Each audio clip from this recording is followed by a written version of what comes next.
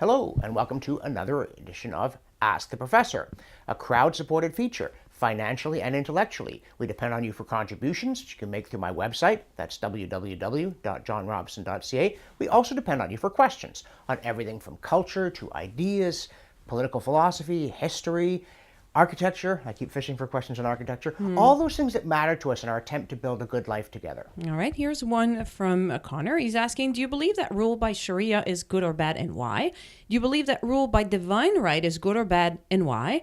And is rule by Sharia or divine right not the same thing? Why or why not? Good luck. Okay, it's an excellent question. And first of all, no, I do not think that Sharia law is a good thing. Is rule by divine right a good thing? Yes, but in a way that must be carefully mediated through human fallibility. Now, the first reason I do not think that Sharia law is a good thing is I'm not a Muslim. I've read the Quran. I am not convinced. I do not believe this is God's final word to mankind. So my objection here is that the content of Sharia law is wrong. It misunderstands God's will. Now, as to the question of divine right, there are two ways that law can exist. One is that the rules that we make as human beings, through legislatures, through dictators, however it happens that we come up with a law code, are efforts, however feeble they may sometimes seem, to make rules that correspond with the so-called natural law, something that exists independently of our wishes and desires, that we ban murder because murder is actually wrong. And if we passed a law that said murder is okay or murder is okay under some circumstances, that human law would be defective because it didn't correspond with the natural law.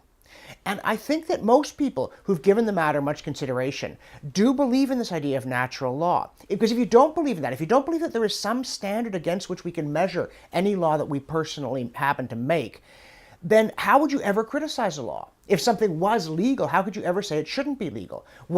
By what standard are you judging human law, if not by what's called natural law? And then you get this second question. If there is such a thing as natural law, St. Paul says is written on every human heart. There are things we can't not know, in J. Budziszewski's phrase.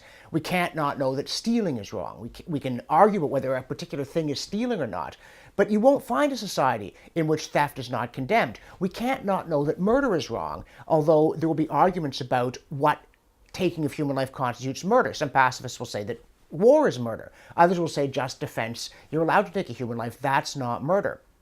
But however this may be, if you believe in a natural law, and again, I say virtually everybody does. If a society has slavery and the law says, yeah, it's okay to enslave people because they're black or because they're infidels or because you just didn't like the way they looked at you, any of that stuff, people say that's an unjust law. But an unjust law can only be unjust if it can be compared to some ideal standard. And many people, and I'm one of them, believe that there cannot be this natural law if there's not a lawgiver.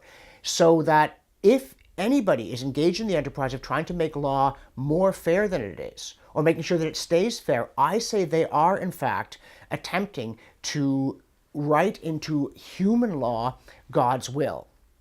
But the problem, and this is not a trivial problem, and this is a problem that Sharia law, I think, fails to address entirely, is that we fairly obviously do not know clearly what God wants, or what natural law says, if you assume that there is no God, but somehow there is nevertheless a binding moral code that would compel us, at least as a matter of right, no matter what we were actually doing, to do something different and better. We get it wrong all the time. You look even in democratic societies where human rights are largely respected, there are differences in law codes, there are disputes, there are points where people really differ. For instance, abortion, should it be permitted or not? People of goodwill disagree on that point. And although I am pro-life and though abortion horrifies me, I do not therefore regard people who support abortion as necessarily engaged in conscious evil. They have, I think, misunderstood the matter. And so St. Paul says we see through a glass darkly, and I think that's very true when it comes to moral obligations. And that is a caution to us, because even if we think that our law reflects God's will, we don't know it. We're not God. He doesn't call us on the phone and say, here's what you need to do. And what I very much dislike about Sharia law, especially as you find it in places like Saudi Arabia, is that they deny there's an interpretation problem. They say we know exactly what God wants. It's all in the Quran, and none of it is difficult to understand. Therefore, there's no problem here except beheading anybody who doesn't follow the law. And this is incredibly arrogant. This amounts almost to making us gods by saying our will is the divine will. No, our problem is to be humble, but not to be discouraged. We must continue to try to make law just, while aware that we don't understand the mind of God. And if you're not a believer in God, but you believe in natural law, I mean, the problem is the same. We know there's a natural law out there. We have some idea what it says, but we cannot be that certain.